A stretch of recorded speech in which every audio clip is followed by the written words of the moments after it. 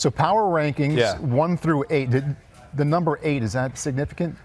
I went 8 because I felt like these, tiers of quarterbacks. Okay. And I felt like these were really the 8 names that kind of dominated the college season as far as guys you heard about on the NFL radar. Okay. So I went with those.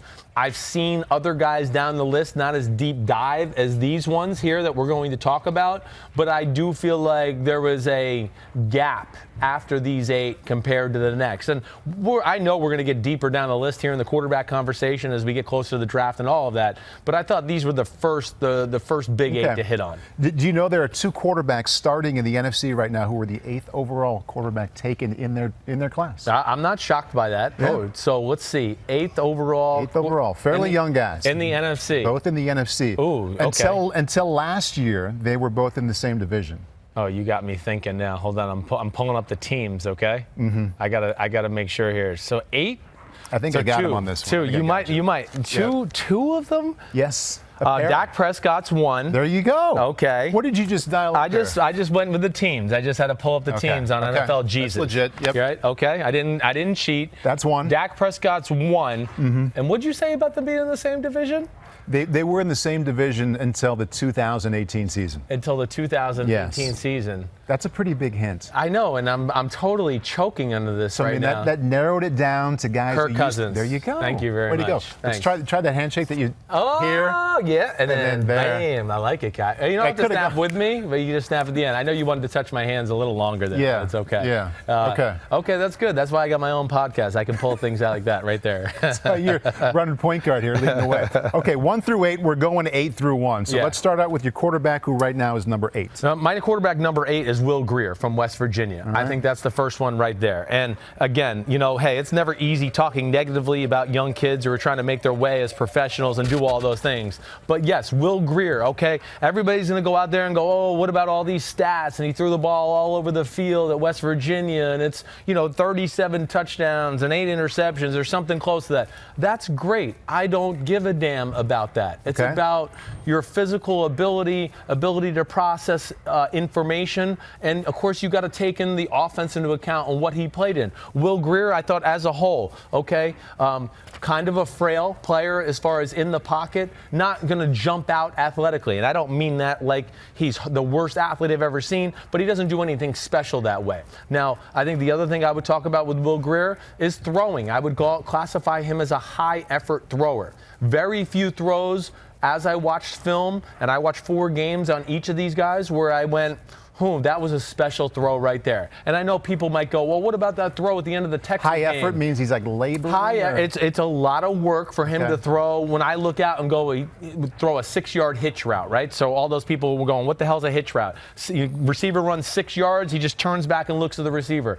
I mean, the gifted quarterbacks in this draft can just sling it out there and not even think about it, right? Right. Will Grier he has a few, what I would say, fundamental issues in throwing the ball, and also does not necessarily have the greatest arm in the world. I think those are the things that would worry me more than anything. I'm going to stand up here just to give a little example. And what I mean by high effort throw, there's 2 things that kind of bother me about his throwing. First of all, he's a step in the bucket thrower, okay? And what I mean by step in the bucket thrower is, what camera am I on right now? Right here? So step in the bucket thrower, if I'm wanting to throw the ball right here, he is constantly way wide of the target. Now, I'm a lefty, he's a righty, so he's way left of the target, way too much.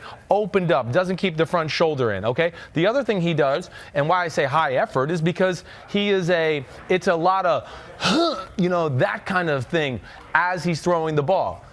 That doesn't tell me you're going to be able to consistently throw it smooth, accurately as the game goes on, as the year goes on. And the one thing he does mechanically that I do not like, that I see on film all the time, Paul, and I see it even at the combine a little bit, where he is a way over dramatic, over the top thrower, right? To where he gets in this position, the opposite shoulder's down and the ball's up like this. And let me just tell you all out there, there's not one good quarterback in football that is in this position when they're throwing the ball down the field. And that is not a position of power. What worries you the most there? The fact that He's leaning, or the fact that the ball is too far up He's here? leaning, and he's manufacturing ways to get power on the football, right? So, quarterback, you're not going to have time to do all this. And a lot of the times in the NFL, with people around you, pressure, whatever it may be in the pocket, you see the good ones when we get to the, the cream of the crop, whether that's Haskins, Murray, Locke, some of the other guys, Brady, Aaron Rodgers in the NFL right now, they're right here, and they can just stay right within this motion all the time, right? You've seen them a million times where, oh, gosh, there's pressure. Here's Tom Brady and D Ford's in his face. He can just stand there and right here and he doesn't have to go like this and get into some awkward position that is too many moving parts to where you're not going to consistently throw the ball accurately and cleanly the whole time. But I think at the end of the day, yes, lack of pop in the arm, too many balls that were just wobbly and fell apart on him, which I take that into account. I mean, catching a catchable football, spirals. Spirals matter. Exactly right. Yeah. Exactly. So, I see throws where, man, it's a hard wobbler on a curl route, and the guy drops it, and I go, well, yeah, the receiver should have dropped it, but that's a really hard ball to catch, too, when it's spinning almost in a duckish type of fashion. Here's my problem with Will Grier, and you didn't even bring it up. And you tell me if I'm seeing this the wrong way. We all need to get used to quarterbacks transferring now. Right. We all need to get used to players sitting out a bowl game. Yep. So in Will Grier's background, he transferred from Florida to West Virginia. That happens now. It's okay. Yeah. I know kids are not playing in bowl games now because they want to save themselves for the NFL draft. Right. A quarterback choosing to sit out his bowl game to keep himself ready and healthy for the NFL draft. I've got a real problem with that. I understand that, especially in a quarterback, I think, in his shoes, where I don't know who told him he was going to be like a top 20 pick, to where he thought he could afford the luxury of not going out there one more time and showing people what he has as a player to improve his stock. That's what you could do in bowl games. So I hear you there. I got no issue. And he chose to play in the Senior Bowl, where obviously there's contact there, so it was okay to go get tackled in Mobile, but you couldn't play in your bowl game. Yes, I mean, listen, those are things certainly to look at. I'm never too mad at a guy for making the business decision. And here I just go, it's a little misinformed, because I don't think he was necessarily this knockdown, he's going in the first 2 rounds quarterback. Help yourself out. Go have a great bowl game. But I think that at the end of the day with Will Grier, my big thing is I think he is a career backup. I don't see him ever really having starting quarterback potential, okay? There are off-the-field issues. There definitely is, and I don't know the specifics of those, but I've had too many teams already say that there's some things that are concerning there. So there's that. But the big thing is, in games where I saw that teams take away some of what I would call the bull completions for West Virginia, the screens, the Dana Holgerson specials, he is not capable of making plays off rhythm with his physical ability or making big throws into tight windows, what I would call somewhat of a system success at West Virginia. How about a Twitter question about Will? Sure. Sammy would like to know, how hard is it for guys like Grier to adjust to taking snaps under center at the next level? Is it simply a timing thing, or do you think just harder for him to make reads and keep his eyes downfield while dropping back? That's a good question. I think all of the above, really, there. I mean, I think whoever that was kind of hit it all. And first of all, it is a timing thing, because he's used to being in the shotgun, right, and just catching the ball, not having to worry about a drop or anything like that. Let me just turn my shoulders and look for who I got to throw the football to. Now you're dropping, as you know, and you're going through kind of the gymnastics in your head. Wait, coach told me when I throw this route, I should take 5 steps, or when I throw that route, I should take 7 steps. Let alone they haven't dropped a whole lot. Right. And nor did I think his drop was real pretty at the combine either, which showed he has work to do there, but he wasn't the only guy that had work to do with the drop. I mean, we'll get into that as we go along. Baker Mayfield had to get used to that as well last year, and he did it very well. He did, exactly right. All right, let's move on to number 7. Yep. Number 7 for me is going to be Clayton Thorson from Northwestern, okay? Clayton Thorson, a big quarterback, prototypical pocket-type quarterback, and I'm flipping through my notes as I get to him. More than 50 games. More than 50 games. I think the big thing you have to take into account, first thing is, when you watch him from this past season, you have to realize that at the end of the 2017 season bowl game, he tore his knee up. So he played early on this year with not being 100% healthy. And I took that into account as I watched the film. Early on in the year, it wasn't pretty. As the season went on, it went better. I think the big thing is, a little bit like Will Greer here, I think this kid has a little bit more potential than a Will Greer because he is bigger, he's stronger. I do think he's a little bit more of a pure thrower of the football. But again, I would go back to lack of draw-dropping plays that way. Not a whole lot of pop in the arm. He certainly can play the position and go through reads and move in the pocket subtly here and there, but again, I think inconsistencies in throwing, lack of big-time throws, and I know that Northwestern didn't have the most talent around them and things like that, but all of that, let alone what I felt like was the same motion, throw after throw after throw. Good quarterbacks this day and age, as you know too, you got to be able to throw the ball from different platforms, adjust, be able to throw with people around you. The coach isn't going to care in the NFL, when somebody's at your feet, okay, and there's a guy 10 yards down the field who's wide open. The coach is going to be like, I don't care that anybody's at your feet. He's open, and you could have thrown it. You got to get to it. I saw him play when he must have been start 47, 48-ish at the end of the season against Notre Dame, and I had higher expectations than what I saw. Yes, right. I get you. All right, number 6. And this begins tier 2 for you as we move on from tier 3. Yeah, I think, yes, tier 2. I think this is a little step up from the last two guys we talked about. Daniel Jones from Duke. Now, hold on a second. Yeah. Daniel Jones at 6. I've seen him 3, 4 on most lists. Why is he only 6 for you? I guess, okay, and I saw the same list too. I was underwhelmed when I watched the film from Daniel Jones. I mean, first of all, I do think he was a product. Out of all the quarterbacks I watched, I felt like he had the most quarterback-friendly system. And I feel like What's that mean? Well, it means that there was a lot of easy completions where I'm not going to sit here and gush and go, oh my gosh, he threw the 5-yard out to the slot receiver. Whoa, we got to draft him in the first round because he can throw the 5-yard out to the slot receiver. That's amazing. Holy cow. What talent. No, those are products of the system, David Cutcliffe. And I think that's, first of all, was my number one warning flag even before I dove into this. Anytime I heard Daniel Jones, it was Duke, David Cutcliffe. Most people want to use that as a compliment. Like right away they say, oh, he's from the David Cutcliffe system. See, but when you're going there first before ability, that tells me that ability might not be where we want it to be. And that's what you saw? And that's what I saw. Now, again, he's big. He is very well schooled. Keeps his body in great position. He is a accurate thrower of the football. But again, I would go back to some of the things we've said about the other guys. The motion scares me for one. It doesn't lend itself to big-time throws, and I'm going to just show that real quick as I stand up one more time. He has what I would call an independent contractor as an arm, right? Okay? What's that mean? But do you know what that? You never heard that? I know what an independent contractor Right, it's the same thing though. But because guys who can really throw it, Rodgers, Brady, Patrick Mahomes, they know how to use their body to make their arm better.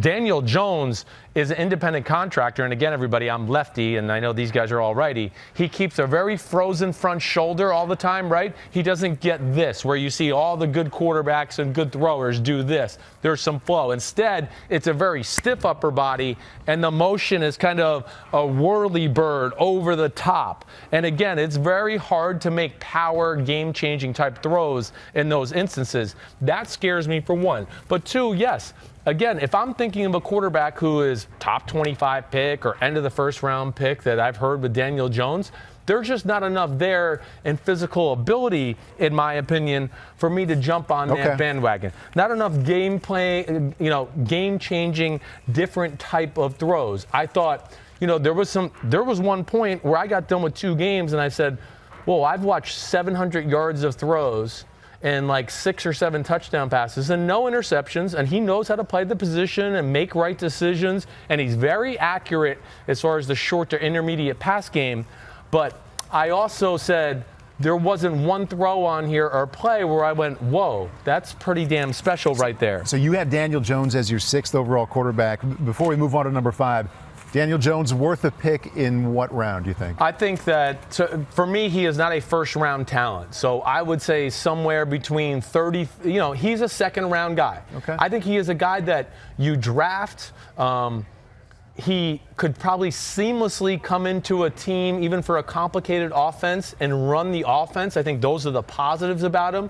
But I think at the end of the day, what I would come to is he needs an offense and a system around him. If the right guard hurt and the left tackle's hurt and you have a receiver or two down and maybe your offense isn't that creative, Daniel Jones is not going to be the guy that's going to save your team or your offense or carry you through those phases of the season where you need the quarterback to go, I need our quarterback to make some big-time plays and carry us through this stretch. No. But so that would be the big thing. If Danielle Jones isn't your guy, maybe Daniel Jones is. maybe. Yes, it's very funny. But I just wanted to make sure I didn't miss anything there. So I'm flipping through my notes just one more time. We'll get back to it. Okay, cool. We got plenty of time to plenty of weeks here. Oh, batted balls are another issue with him. I got to talk about with him too because of that deliberate long motion. You just said he was over the top. It's over the top, but it's a little slow and deliberate, and that's concerning to me too. To where he was in a passing offense that was a lot of the short passing game, like David Cutcliffe we talked about. I felt like a lot of defensive linemen knew, oh gosh, he's going to get the ball out of his hand quickly. Yep. And he has a little bit of a deliberate delivery to where defensive linemen certainly can time it. And you would see a lot of batted balls throughout the film when you watch him. Can you turn your cursive notes to number 5, Jarrett Stidham? Yep. I think he's closer up front because I was nosing through those earlier. Oh, you were nosing through my notes, huh? Yeah. Okay. Wouldn't let me watch film with you, but I did find your notes. Okay. Jarrett Stidham, this is where I would start with him. And he's very close to 4 and 5, I think, are very close. We'll get to 4 in a minute. But 5, Jarrett Stidham, there are things I like about Jarrett Stidham a lot. I really do. I think the first thing you have to do when you evaluate Jarrett Stidham is realize that Auburn's offense was horrible this year. Okay. There is no big-time talent. I would say out of all the quarterbacks I watched, he had the worst pass protection. At Auburn? Yes, they were horrible this year. They really were. They had major issues. I'm not going to call out some of their guys on their offensive line, but there were certain positions where I would want to go like, wait, I checked the rule book. You are allowed to pass protect for this guy. You don't have to let the guy go through every play. Right. But so you have to take that into account when you watch him. It's not always pretty. The offense is not overly creative. We're not talking about any Auburn wide receivers in the draft either. But the one thing I will say about Stidham, a very pure thrower of the football. Now, his arm has pop. It's sneaky pop, and he can do it easily within the pocket. He's a sneaky good athlete, too. Can move around. Phenomenal at throwing the ball on the run. I thought that was another thing that really jumped out to me as you watched it, of course, because he was under duress a whole lot. Why is he only 5th? Well, because there's 4 in front of him that are damn good. Okay. But Jarrett Stidham, I think the other thing people have to do, you have to go back and watch film from 2 years ago when Auburn was a little bit better. You're going to be more impressed by what you saw with him. But regardless, Stidham is really good. I even said that I thought it was like he's got a Tony Romo-ish type of style of play about him. Even his motion, the way he stands in the pocket. I thought that was maybe his ceiling, where I kind of said a guy like Brian Hoyer is probably his floor, right? But I do think there is something there with Jarrett Stidham. I thought he made a number of big throws into tight windows. Even when guys were covered, I thought he put the ball in spots where maybe they could catch it. If not, the ball got batted down. And a lot of his mistakes and bad plays, he had a few bonehead plays. I'm not trying to give him like a free pass here.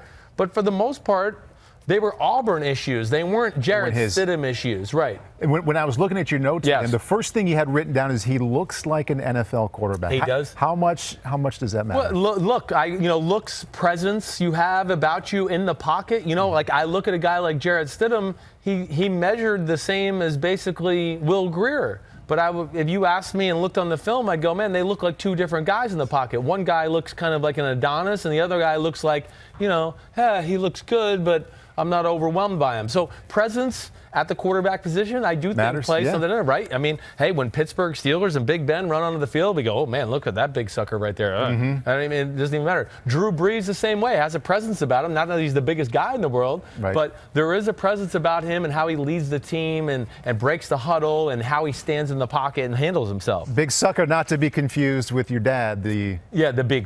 There you go. Yes. All right, from 5, let's move on to 4. What you got? Number 4 was I think one of the surprises of my evaluation for me, and that's Ryan Finley from North Carolina State.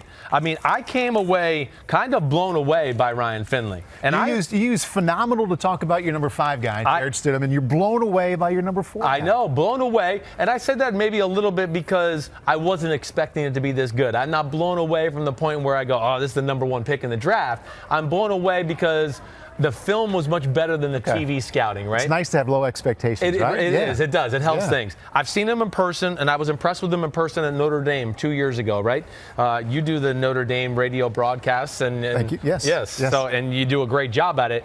But he played well 2 years ago when North Carolina State came to Notre Dame, where he caught my eye. But I think the big thing, like, talk about another guy with a really natural, fluid motion throwing the football. I think that's the first thing I looked at. I'm going to say that he was the most accurate passer in this whole draft. Ryan Finley, when you go through it, I mean, even his incompletions are on the money for the most part.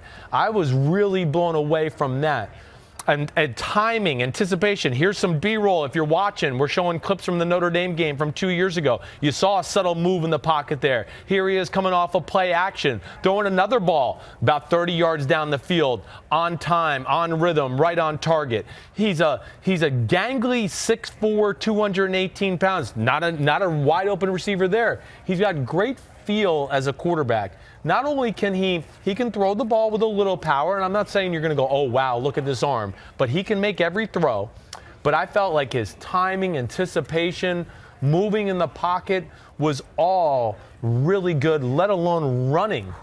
On the run. You know, when you watch some of the throws he makes in the Syracuse game, in the Florida State game, I'm missing a few others there that I just went, holy cow. I mean, throwing it on the run to the right or left, and for a righty to do it the way he did throwing to his left, I thought was really, really impressive. But more important than throwing on the run, something you said a moment ago, subtle movement in the pocket. Yes, right. People confuse mobility with being able to run a 4.6 and get out there and pick up 7 yards with your feet. But the fact that he was able to slide in the pocket like that, some people think that Dwayne Haskins doesn't do that very well. Yeah, I know. Matters a lot. Yeah, and it does. It does matter a lot. Like, hey, you and I both know Tom Brady's not the fastest guy in the world, but damn it, he can slide in that pocket all day long and dodge people side to side and stay in throwing position as he does it.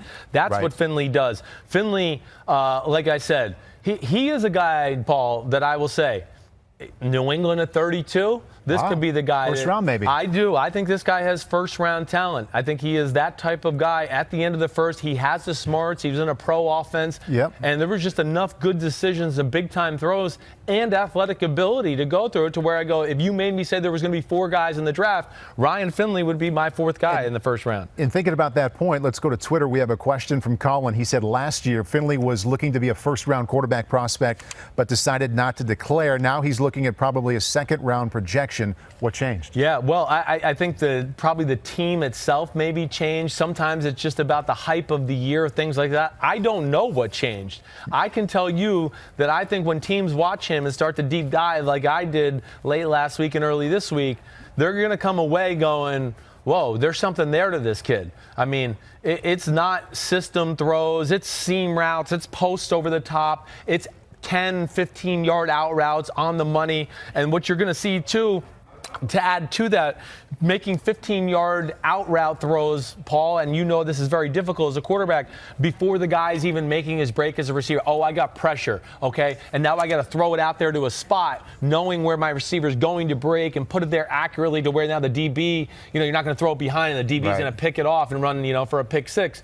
Those are the things that jumped out to me. He was physically better than I gave him credit for TV scouting. He really popped off the screen. Isn't that a nice spot to be in? I mean, if you're Ryan Finley, everybody's talking about Kyler Murray and is Drew Lock better than Dwayne Haskins or vice versa. You had low expectations going in to watch him, and he surprised you. He can kind of be that guy that can sneak into the end of the first round without being over-scrutinized in the media for the next 2 months. I think that's exactly right. He's going to be the under-the-radar guy because we know Kyler Murray's going to dominate the conversation. Haskins, Locke, those guys, all that. Everyone, like you said just a few minutes ago, pushing the Daniel Jones narrative. I'm just saying, I think Ryan Finley is everything everybody's trying to say about Daniel Jones. I want to go, no, it's not Daniel Jones. It's Ryan Finley. He is the guy that should be in this end-of-the-first-round conversation, maybe the 4th guy off the board as the quarterback. Never loses control, Paul. He keeps the ball right in here just all day long, and it's very efficient and quick. And if he wants to get the ball out of his hand quick on short routes, 3-step game, things like that, it's right away. I was really impressed with what I saw from Ryan Finley. All right, we're going to get to 1 through 3 of the way we're doing it here. We're going to go 3, 2, 1.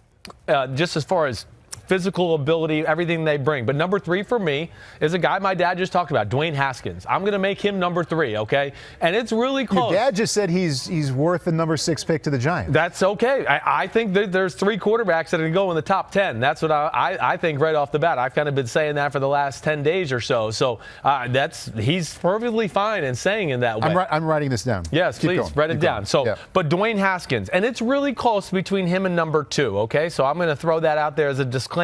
Nonetheless, you heard a lot about what my dad said. Hey, the guy is a big sucker. I think the first thing you watch when you see him on film is how unbelievable he is in the pocket, not necessarily moving around and doing that thing, but just fearless with people around him. Like how my dad, I said one of my comparisons was Big Ben. I wrote Big Ben's kind of the ceiling. Jacoby Brissett would kind of be the floor if I was going to look at a guy like Dwayne Haskins. But like both of them, and especially Big Ben in the prime of his career, there's 3 guys on my feet. I'll throw the post down the middle for a 30-yard gain. I can still do it. Bam, right on the money. There's somebody grabbing my shoulder. I can still throw the 15-yard curl to the right, no problem. Just throw it out there and muscle it out there. Haskins is phenomenal at doing that. It didn't matter what game I watched. If there was people around him, it was like he acted like it was 7-on-7. Like, no one's going to touch me or hurt me. You can't hurt me. I'm a big guy, and he just would stand in there fearlessly, eyes down the field, and I really thought he jumped out with people around him throwing the football. That was the first thing. And hey, that's what a life. Great quality. That's life in the NFL, right? Yeah. I mean, only the great teams really protect their quarterback, where the quarterback gets to throw from a clean pocket, 3 to 4 times. The rest of football it's 50-50. You get 50% of your throws, okay, the pocket's clean. The other 50% is, there's going to be people open, and the coaches are going to go, wait, he was open, and you got people around you who want to complete it. Too bad. You like him. Right. What's your biggest concern with him? My biggest concern is I do think he has some mechanical issues, I would say, when everything is clean. He's really good, don't get me wrong, but he has to fix it. Some throws, high throws could be his issue. He gets a low elbow, okay?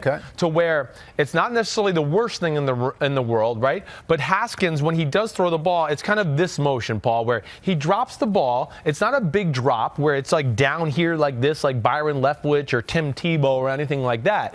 It's a real quick drop. But what I think gets him in trouble at times, and we saw it at the Combine, and if you're watching on YouTube, you could see in the Combine he raised his elbow a little bit more than what you would see on film.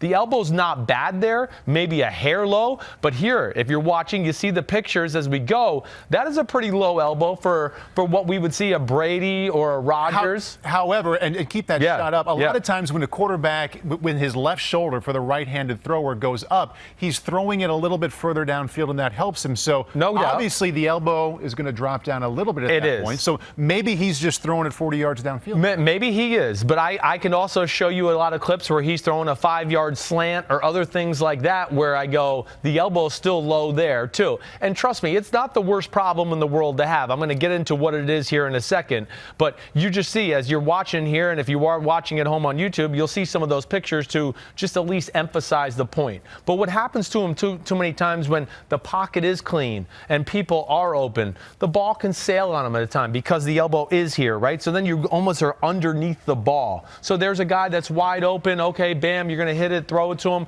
Oh, the ball goes up high. It's because he's in this position right here. It's not a horrible thing. He could still fix it. He's got a few little mechanical things here and there, but it's not like, oh gosh, I got to drop him out 20 picks down the draft.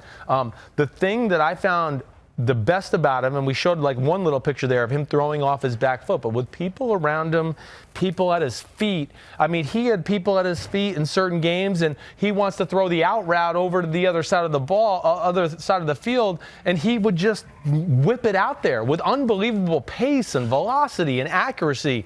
And to me, again, as we've talked about some other guys where you go, there's our system guys. I saw a lot of non-system throws where I go, ooh, the pass protection wasn't good, and that wasn't a big window to throw the ball in there, and he threw a strike. He's better athletically than his 5.04 time would would show as far as he does. First play of the game against Michigan, he takes a read option, runs 10 yards down the field. He can move, but it's not going to be making a living running the football. He's going to make a living being in the pocket, being a big-time thrower of the football that way. And as the season went on, Paul, he got better and better because he has only have 1 year of experience. Only 14 starts. Exactly. A couple of observations there. Number one, it sounds a little bit like you could have been describing your favorite quarterback instead of your third best based off of how much he impressed you. Yes. Okay, so that's right. number one, right. which makes my second point stand out to me all the more. You have him behind Drew Lock at number 2. Most people have it the other way around, yes. Lock at 2. So how good is Lock if you just described Haskins, good enough to be a top 10 pick, yeah. and Haskins is not as good as Drew Lock? I think Lock is good enough to be a top 10 pick too. And yes, Drew Lock is my number 2. And it's really close. Don't get me wrong here. I mean, this is one. What's the biggest difference? Well, I think that Lock is a really natural, gifted thrower. And he's had more experience. And I do feel that consistency on certain throws really all throws down the field. Lock can just, it doesn't matter. He can just groove them in there all day long. Like I said, Dwayne Haskins, it's not bad. Again, I'm not trying to say anything bad. I think he's a top 6 or 7 pick, certainly. But I'm just saying I don't think he was as pure a thrower as Drew Lock. Drew Lock, first of all, is a better athlete than Dwayne Haskins. Lock runs better than I thought I was going to expect when I turned on the film. I thought I was going to see kind of a similar guy to Dwayne Haskins. But Drew Lock, and a lot of people, again, this is what drives me crazy. People are going to compare the two and go, well, look at all the games Dwayne Haskins won. And Drew Lock, great. But Dwayne Haskins, let's not forget, is surrounded by 21 other NFL players. Right. I mean, Paris Campbell just ran one of the fastest 40 times in the draft. The running back ran a great 40 time. Nick Bosa is going to go number 1. I mean, you can just go down the list. Ohio State is awesome. I mean, they're full of NFL talent. So don't make that evaluation or make that comment. That's a team comment. That's not a quarterback comment. And Dwayne Haskins, at times where we get into Drew Lock, people go, oh, there's some dumb interceptions and some dumb moments. Every quarterback has them. Every quarterback has them. And when you're at Missouri and in the SEC and you're the lesser team on the field almost every week, and you go, man, if I don't push the envelope a little bit, then we're going to be down 21-0 early. He had a different way he had to play. Dwayne Haskins could take some games, Paul, and be so conservative, you'd go, damn, make a throw, make a play. But he knew, man, my defense is awesome. I don't need to take that chance, and I'll let the plays come to me. Drew Lock was not afforded that at times. But Lock has special talent as far as throwing the ball. You always hear the word arm talent. I mean, Lock, like a Mahomes or a Baker Mayfield or a Matt Stafford, he can throw it any which way possible. You want him to throw it sidearm, he could do that. You want to throw, fading away off his back foot, no problem. Fading away backwards, throwing a post, he can do that as well. Was in a crappy offense, did not have great receiver play. I was extremely impressed with Drew Lock. I think it's very close, neck and neck. If there's one ranking I might change as we go along, it'll be these two guys that I kind of nitpick as I go even deeper and deeper into it. So in a month and a half, if a team, after Kyler Murray is going to the top 10, is considering Drew Lock or Dwayne Haskins, how much should it matter? Should it matter at all that Drew Lock has 46 starts and Haskins only has 14? There is something to that. I think if it's going to be a little dependent, that's why hey, your dad would tell me that it doesn't matter. Yeah, I do. I think it matters a little bit. I do. I think having those reps, being able to see certain defenses, having a feel for a rush, I don't know if it matters in year 5 or 6 of their career, but I think early on is where it can matter. If you're the New York Giants, Dwayne Haskins might be the perfect place for him. Get a year, work on a few of the mechanical things we've done. Their offense of Ohio State was a lot of max protection for Dwayne Haskins, only 2 and 3 receivers out, which means he didn't always have to read these intricate, offensive schemes and go through it. They kept it simple and said, hey, big guy, sit in the pocket, and we're going to kind of protect you, and you just wait until that guy 20 yards downfield is there, and if he's not there, just wait a little bit more. You might get hit, but I know you could throw it in there, and that's what he was asked to do. Lock, the same thing at times, but they weren't talented. He would get lambasted at times. He'd be like, okay, I'll wait there for the extra guy to come open, and he's in the ground. But Lock was very impressive to me. He's a good decision maker. He is an elite thrower of the football, just like Dwayne Haskins is. But I would give him the edge there in throwing the ball and of course, the experience and just having played a little bit more does make me feel warm and cozy, especially if you're a team that goes, I need a guy maybe this year to play. I think it should matter as well. You get up there in the 40s with starts. Right. So bringing us to number one, no surprise, it's going to be Kyler Murray. I think it's interesting. We started out at the bottom here with 8-7. You didn't like Greer and Thorson nearly as much as I thought you might. Right. You liked Haskins and Locke, 3-2, much more than I anticipated. Okay. You described those two in such glowing fashion. Yeah. What makes Kyler Murray better? Well, he's Russell Wilson, I guess is what I would say. I mean, that's the only guy you can compare him to. I mean, Kyler Murray is so good and such a freak of nature. I mean, it's almost like it's hard to come up with comparisons with guys like this because he's a little bit of a trendsetter. We haven't seen guys like this a whole lot in the NFL. But I think the first thing with Murray is, and like my dad said, I went into the tape going, this guy just plays backyard football. I always try to go in as kind of being a hater because I don't want to have preconceived notions. First thing I just went right off the bat, plays the quarterback position, true to the position. He wants to dice you up from the pocket. He's not going, oh, I'm looking at the first read, and if he's not there, I'm going to run around and just make a play happen. Yeah, that might have been Michael Vick when he came out of Virginia Tech. It's not Kyler Murray. Kyler Murray will stand there and read an out cut to his left and then wait for the crosser to come across and pat the ball and wait for the other crosser to come across and then get all the way to the opposite side of the field and throw a 20-yard out route over to that side, and you go, holy cow, I mean, that was impressive. Not only the decision, the patience in the pocket, the positions he stayed in while he did it, and then his throwing, as you heard my dad say, it's just natural. Him, Drew Lock, Baker Mayfield, Patrick Mahomes, I put those guys into they're in that baseball category where it's just, they could pick up any object and they can throw it. They were put on earth to just sling that thing around. Just throwing. We both know so much. There's a lot more that goes into it than just throwing. Yes. Pure passers, as the three guys you see that could go in the top 10, Haskins, Locke, and Murray, who's the best pure passer? Oh, that is a great, because it is close. It really is. Okay, I think it is between Murray and Locke in that conversation. I think I would, and Haskins, again, I'm not trying to detract from this guy. He's awesome, but I'm just saying as pure passer, I would give the edge to Locke and Murray over him, and I think if you really held me down to it, I would probably go Locke. It's really close. Now, Locke, I guess where I would say, maybe just within the pocket, throwing the ball in that realm, I give him a slight edge over Murray. If they got outside of the pocket, I'm giving the edge to Murray over Locke, but just slightly too, because Locke can sling it on the run too. But that's a great question. It's nitpicky, but I guess I would take Locke in that instance. And I've got one more. You just said that potentially Haskins at 3, Locke at 2. You like them both so much. That could go back and forth. Yeah. You can see either one. Right. Could Murray potentially slip behind Locke or Haskins back to 2, or do you think this is my number one guy for the next few weeks? Book it. Book it. I was blown away. I thought, like I said, I was going to see some guy that just ran around like a chicken with his head cut off and just made plays, and we went, whoa, he's fast, and yeah, he could throw it a little bit. No. I mean, he plays the position perfectly. His running is... It's as special as I've ever seen. And as your dad pointed out, it scares the defense into rushing only 3 guys. No doubt about that. Don't underestimate that. Exactly right. And, the running thing, too, it's different than Lamar. He's a more gifted runner than Lamar Jackson. Lamar Jackson is what I would say is a slasher, right? He would see a hole, and then he just puts the pedal to the metal and tries to shoot through the hole. Kyler Murray is like a third down running back or Barry Sanders with an arm or more Michael Vickish, where he can get out and make break ankles in the space like an Allen Iverson crossover to where he can make people miss like that. He's very good at sliding and not letting people get extra hits on him. Yeah. He's phenomenal at that.